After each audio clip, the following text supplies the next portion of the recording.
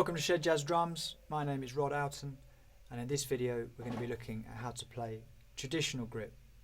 Now, traditional grip is a very important technique for any jazz drummer to learn. It's not essential. There's a lot of fantastic jazz drummers that don't play traditional grip, but there's also a lot of fantastic jazz drummers that do. So it is an interesting technique to have a look at, and it's also very closely associated with jazz drumming. So let's check it out.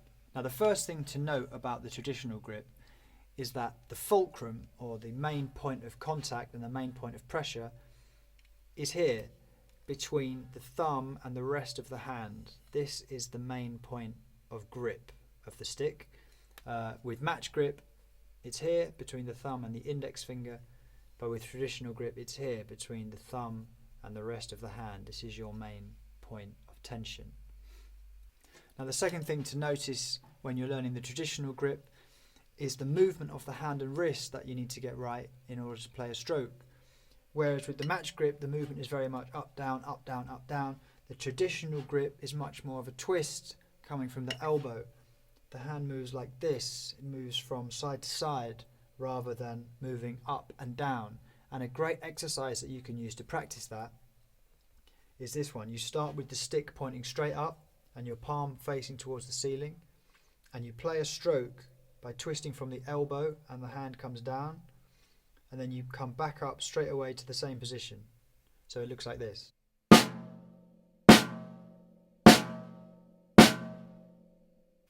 And there's a nice little exercise that you can play to really get this movement feeling strong and secure, and that's 2 bars of crotchets, just the left hand on its own, left, left, left, left, 2, 2, 3, 4, followed by 2 bars of quavers in which the right hand fills the gaps, 1 and 2 and 3 and 4 and 1 and 2 and 3 and 4 and it sounds a bit like this. 1, 2, 3, bar.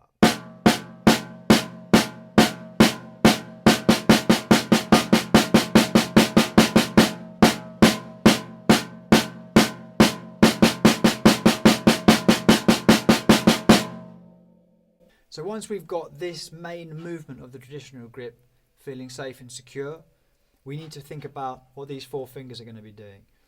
Now, when I was learning the traditional grip, I was told that if you squeeze your hand very tightly and then open it out very tightly and then relax it at some point in the middle, that's roughly where your fingers should lie. You can also think about maybe holding a ball, holding a tennis ball, so you get this slight rounding of the index and the little finger. And then you put the stick into the fulcrum by the thumb, where the thumb meets the rest of the hand, and the stick should come between the middle finger and the ring finger, and then the index finger and the pinky, they kind of wrap round a little bit. So this is roughly what your traditional grip is going to look like so. Now we can go back to that first exercise we practiced with the fingers wrapped around and see how it feels, but nothing should change in terms of the main movement. 1, 2, 3, bar.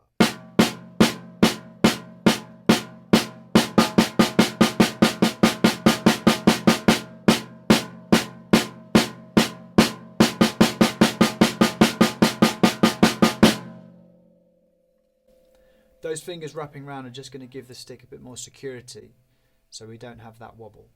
Now, the next thing to be aware of, now we've got our single stroke roll sounding pretty nice, is how the double stroke roll is going to sound when we play with traditional grip, and the technique that we need to use to play doubles with the traditional grip. Now, when we play doubles in traditional grip, the ring finger and the little finger become very important, because as the stick comes down, they give way. See, they move down here to give way for the double stroke, and then to get the rebound, to help with the rebound, they pick it back up. So you get this kind of movement, down, up, down, up, down, up, down, up. And that gives us a bit of space for the stroke to come down for the first stroke, and it also gives us a bit of lift to get some rebound on the second stroke. So let's see how some doubles sound with the traditional grip. 1, 2, 3, 4.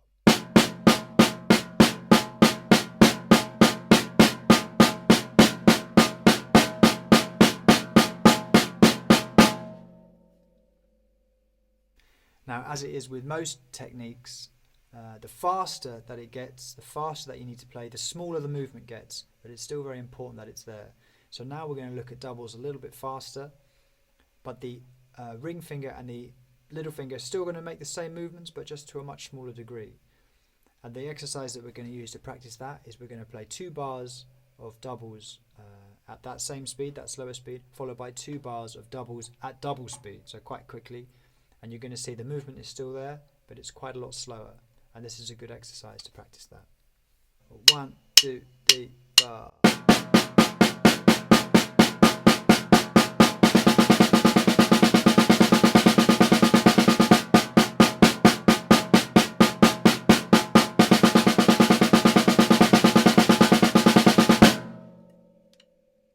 So when you're practicing your traditional grip, remember that the foundation of it should be this movement, this side-to-side movement coming from the elbow, this twisting movement. So make sure that this movement and the first exercise that we looked at is really strong before you start to add in the other 4 fingers, and especially before you start to look at a double stroke roll. And in terms of a play along, well, it's a little bit difficult to think of a play along for these traditional grip exercises, but I'm going to put Asia by Steely Dan in the Spotify playlist, so you can listen to a bit of Steve Gadd at his very best. Steve Gadd on drums, who's probably got the most beautiful traditional grip that you'll ever see.